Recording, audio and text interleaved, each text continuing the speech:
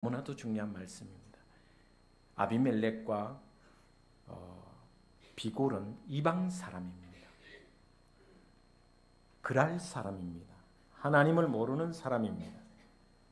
그런데 아브라함의 모습과 아브라함의 삶을 통해서 뭐라고 고백하냐 하면 이렇게 고백합니다. 네가 무슨 일을 하든지 하나님이 너와 함께 계시도다. 여러분, 우리끼리가 아니고 제가 가정에서도 이런 말을 들어야 되겠죠. 여러분이 교회에서도 이런 칭찬을 들어야 되겠지만 세상에 나가서 세상 사람들에게 이 칭찬을 듣는 우리 옆 사람 한번 축복하겠습니다. 네가 무슨 일을 하든지 하나님이 너와 함께 계시도다. 네, 오늘 반말 좀 했습니다. 네가 무슨 일을 하든지. 자, 그리고 난 뒤에 아브라함의 신앙을 이렇게 살펴보면 갈대아 우르를 떠나서 점점 하나님에 대한 하나님을 알아가는 지식이 계속해서 많아져 가고 있다. 여러분, 신앙은 하나님에 대해서 더 많이 알아가는 과정이 17장에 보면 하나님에 대해서 전능하신 하나님이라 그랬습니다. 하나님은 모든 것을 알고 계시며 모든 것이 능하신 전능하신 하나님이라고 고백하고 있습니다. 오늘 본문 말씀에는 또 뭐라고 고백하냐면 다시 아브라함이 경험하는 하나님은 이런 하나님으로 고백하고 있습니다. 21장 33절을 같이 보도록 하겠습니다. 33절입니다. 21장 시작. 아브라함은 브엘세바에 에셀나무를 심고 거기서 영원하신 여호와의 이름을 불렀으며 할렐루야. 하나님이 어떤 분이시냐? 영원하신 분이시다. 영생하시는 하나님이시다.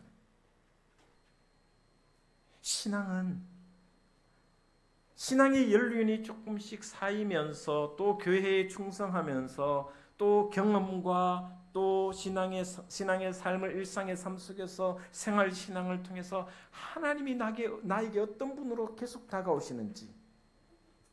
그래서 아브라함에게 또다시 하나님이 어떤 분이시냐면 하나님은 영원하신 하나님이시다. 영원하신 하나님이시다.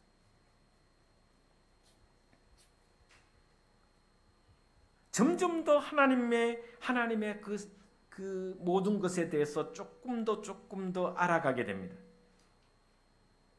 여러분, 이런 하나님을 알게 되면서 아브라함은 평온이 찾아옵니다. 10년 이상 평온한 신앙을 생활합니다. 근데 중요한 것은 언제나 평온할 수는 없는 게 인생이고 신앙입니다. 오히려 여러분, 우리가 시련을 만나고 고난을 만날 때는 하나님을 부르짖을 수밖에 없습니다. 그러나 평온할 때 시련의 때를 만나기 위해서 기도하는 것이, 준비하는 것이 얼마나 중요한가를 우리는 알아야 됩니다. 그래서 제가 여러분에게 종종 이야기합니다. 시련의 때 기도하는 것은 당연하고 평온할 때 기도하라. 아브라함은 이런 하나님을 경험하고 난 뒤에 평안한 삶을 살고 있었습니다. 그런데 그 평안한 삶 속에 어느 날 갑자기 시련이 닥칩니다. 어떤 시련이냐? 너의 아들 이삭을 번제로 드리라는 것입니다. 여러분, 번제가 뭔지 아시죠? 죽여서 태워서 드리라는 것입니다.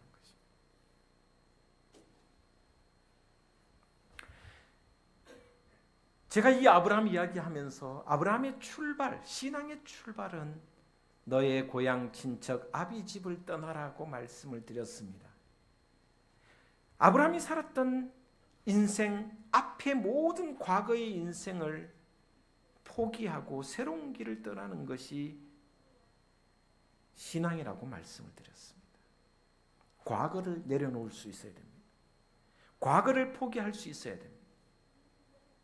그런데 오늘 또다시 하나님은 아브라함에게 자신의 미래인, 자신의 생명보다 귀한 아들을 내려놓으라고, 아들마저 포기하라고 이야기하고 있습니다.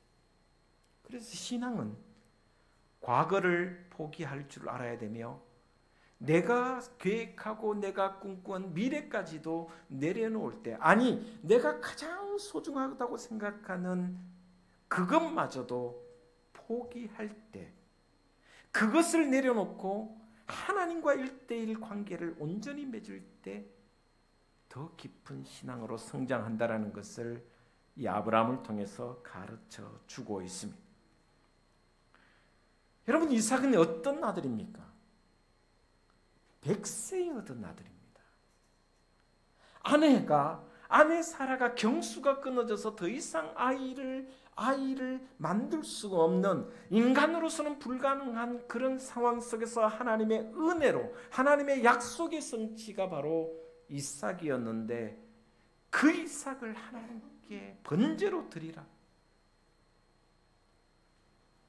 그래서요, 처음 신앙 출발할 때 과거를 포기하는 것과 미래를 포기하는 것, 어느 것이 더 가혹하고 힘드냐면 미래를 포기하는 것이 더 가혹합니다.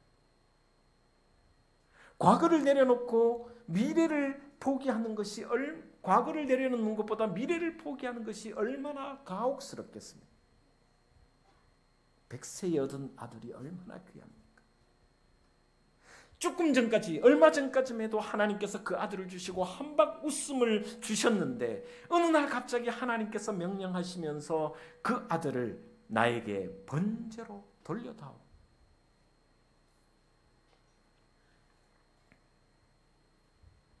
아브라함에게 이삭은 미래요, 자신의 전부인 삶이었고 하나님의 약속의 성취였으며, 또한 하나님께서 하늘의 별과 같이 바다의 모래알같이 자손을 주시겠다고 하신 첫 열매가 이삭이었습니다.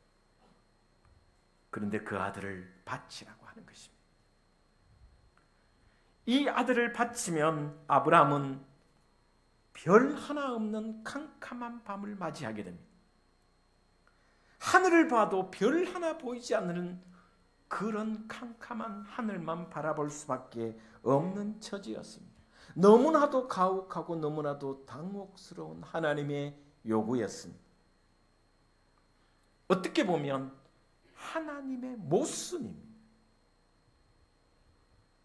아들을 주실 때는 언제고 다시 바치라고 하는 것은 이해할 수 없는, 상식적으로는 이해할 수 없는 상황입니다. 앞뒤가 전혀 맞지 않는 하나님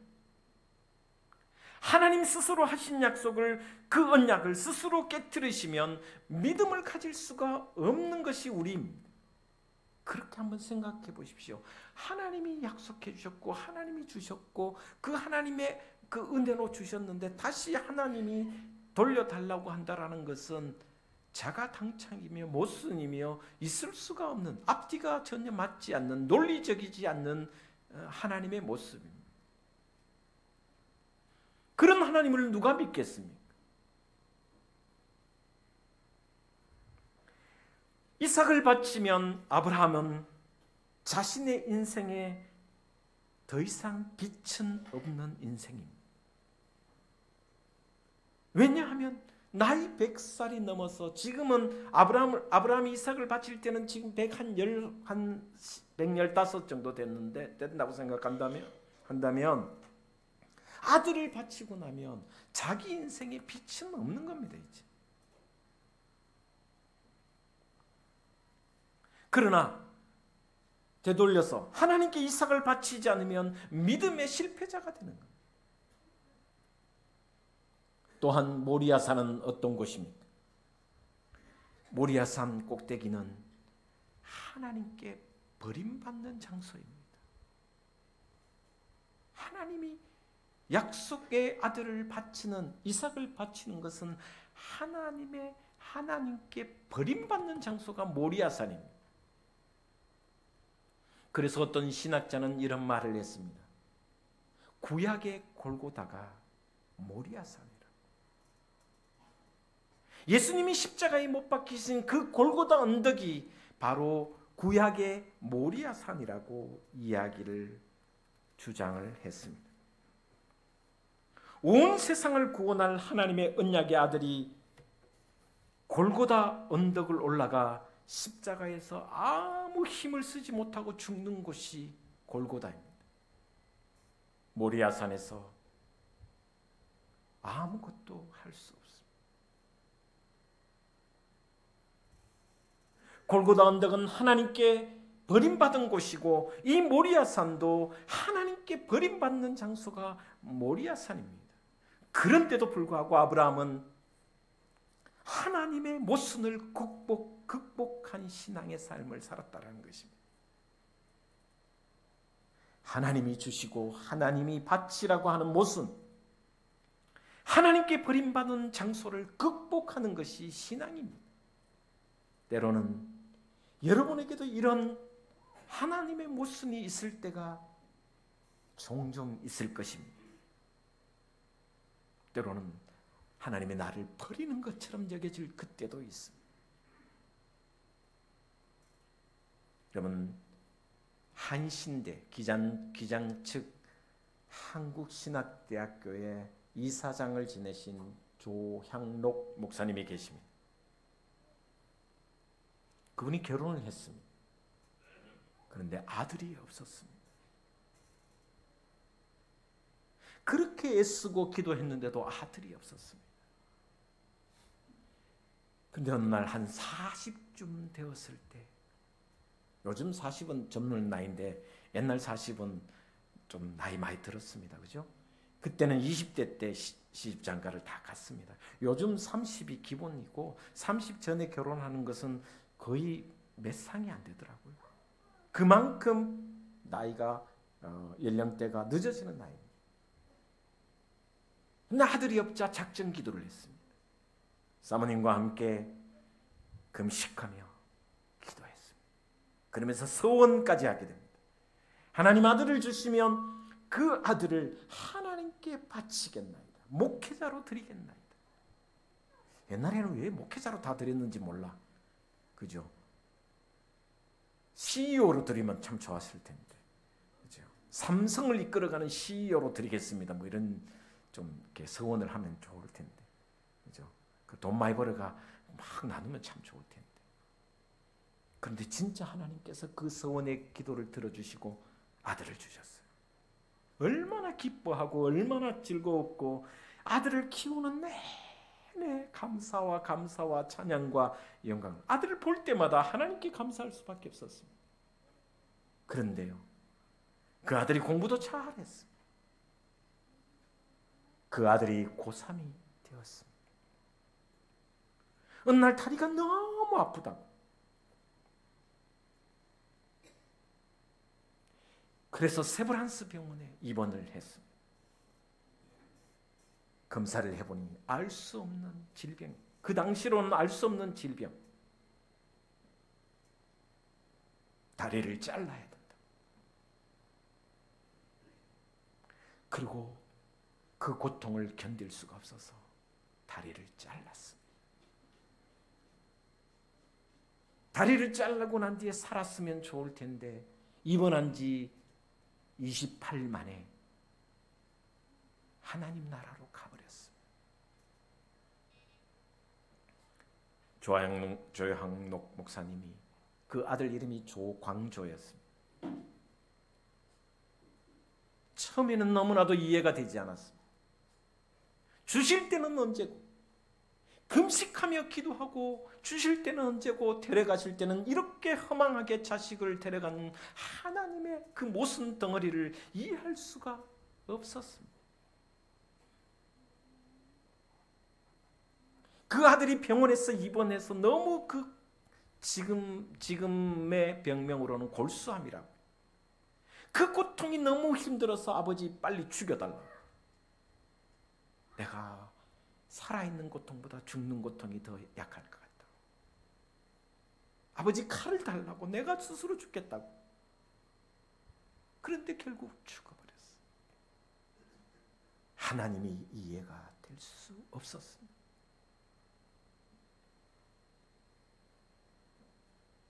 사모님도 우울증이 올 만큼 힘들었어요. 그런데요, 사모님과 목사님이 다시 기도하면서 그 모든 모순과 그 모든 상처를 통해서도 하나님은 합력하여 선을 이루시는 분이심을 다시 한번 깨닫게 되었습니다. 하나님이 그 아들을 주셨을 때 감사와 기쁨 속에 살았지만 어느 날 순간부터 하나님 대신에 그 아들이 하나님 자리에 있다는 것을 자신들이 깨닫게 되었습니다.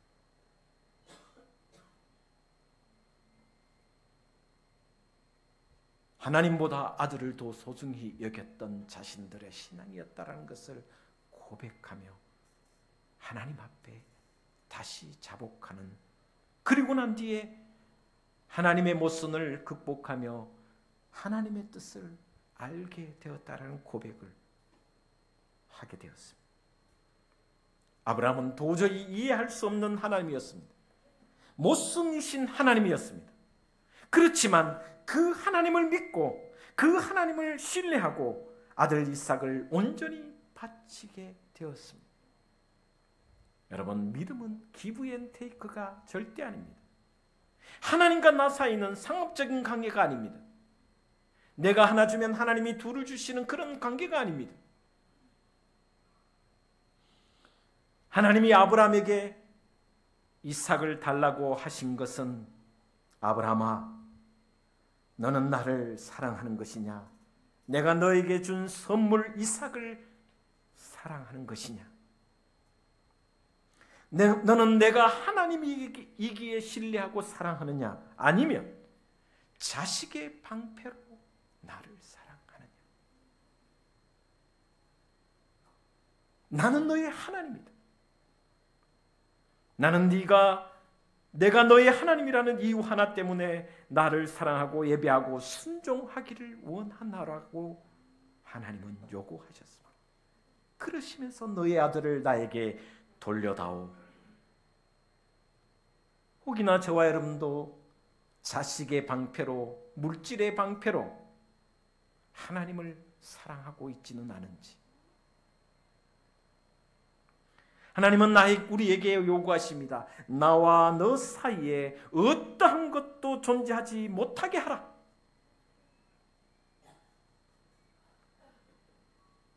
아브라함은 하나님의 이 명령을 받았을 때, 이 요구를 받았을 때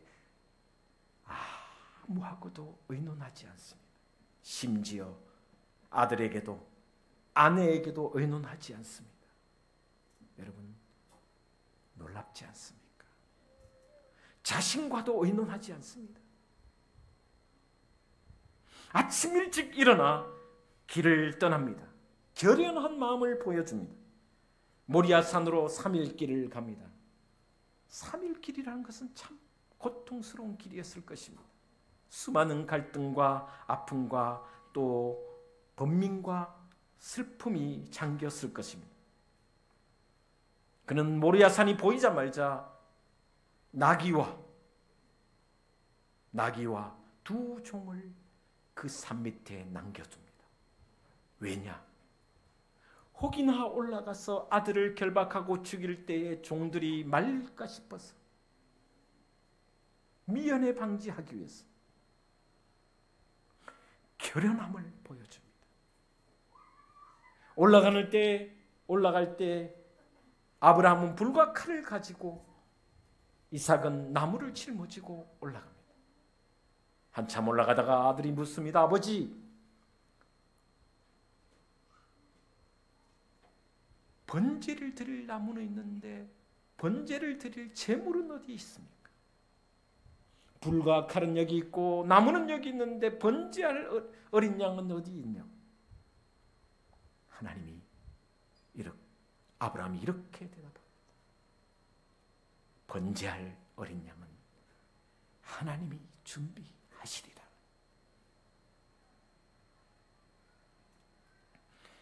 그리고 제단을 쌓고 올라가서 아들을 묻고 칼을로 아들의 목을 내리치려고 하는 그 순간 하나님이 아브라함을 부르십니다. 아브라함아, 아브라함아, 그 아이에게 내 손을 대지 말라. 네가 네 아들 독자까지도 내게 아끼지 아니하였으니 내가 이제야 네가 하나님을 경외하는 줄을 아노라. 여러분, 이 일이 어떻게 가능했겠습니까? 이 일이 어떻게 가능했겠습니까? 저는 이렇게 생각해 봤습니다. 아브라함이 세월이 갈수록 신앙의 경험을 통해서 하나님을 아는 지식이 깊어져 갔고, 그 하나님은 전능하신 하나님이시며 그 하나님은 영원하신, 영생하시는 영원한 존재이시며, 그래서 히브리서 11장 19절에 아브라함은 이렇게 믿고 아들을 드렸다라고 기록하고 있습니다. 하나님이 능히 이삭을 죽은 자 가운데서 다시 살리실 줄로 믿은지라.